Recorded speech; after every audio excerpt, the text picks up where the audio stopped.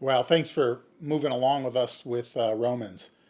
We're in the thick of the beginning of the book, and I say thick because the front end of Romans is thick, where Paul's really making his case for all the bad news of mankind. And so we're slowly walking through his message to them to help them sense.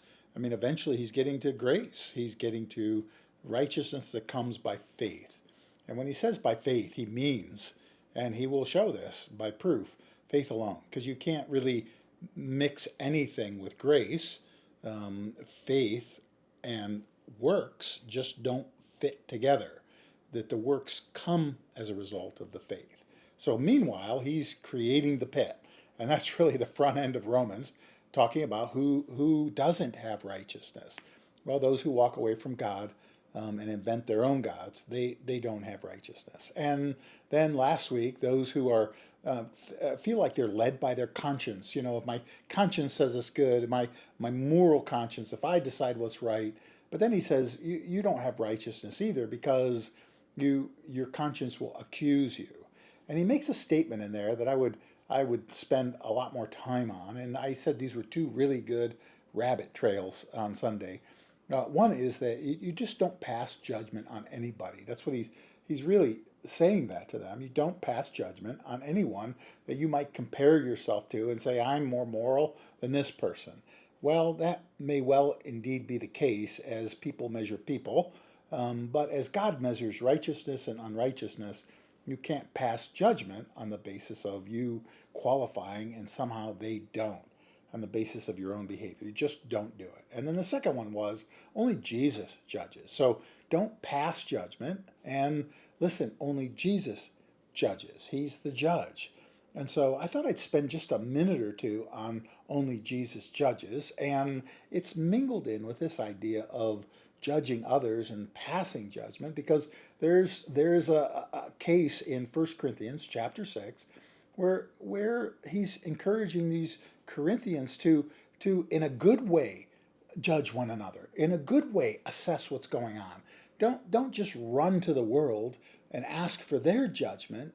We have Christ in us. We should be able to judge right from wrong. So the issue isn't passing judgment, and he mentions judgment coming in the future. Well, here's the passage, and see how it mingles and mixes well with what Paul is saying in Romans chapter 2. This is 1 Corinthians 6. And he's speaking to Christians here. And he's saying some of these things to shame them a bit because they're just not doing it right. And so he says, when one of you has a grievance against another, does he dare go to the law before, take it to law before the unrighteous instead of the saints? In other words, I've got a grievance against you and you're my brother or sister in Christ. And instead of us figuring out what's right and wrong, we take it to court. We take it to those who may not know Christ, right? So that's what he's saying. Don't do that. Do you not know that the saints will judge the world? Now that's interesting. Didn't we just say don't judge anyone? Do you not know that the saints will judge the world? And if the world is to be judged by you, are you incompetent to try trivial cases? Do you not know that we are to judge angels? How much more then the matters pertaining to this life? Now, what Paul says in the context of judgment is discern right from wrong. He's not talking about passing judgment in the sense of condemning one or making a statement that says, oh, you're going to hell. He's saying discern right from wrong and do it with each other's. And then he says, do you know will the saints will judge the world and the saints will sit in judgment of angels? Jesus says to the apostles at one point, when I sit on my throne, you're going to sit on 12 thrones and judge Israel. So in a futuristic sense, when we're glorified with him, Christ will sit on the throne, he will judge, but we'll be right there with him. So Paul is simply saying here, not that we're going to be the judges outside of Christ, that we will sit with him and stand with him when he assesses his judgment. Same kind of thing that is done with the apostles. So the point here in this passage is, boy, do discern right from wrong.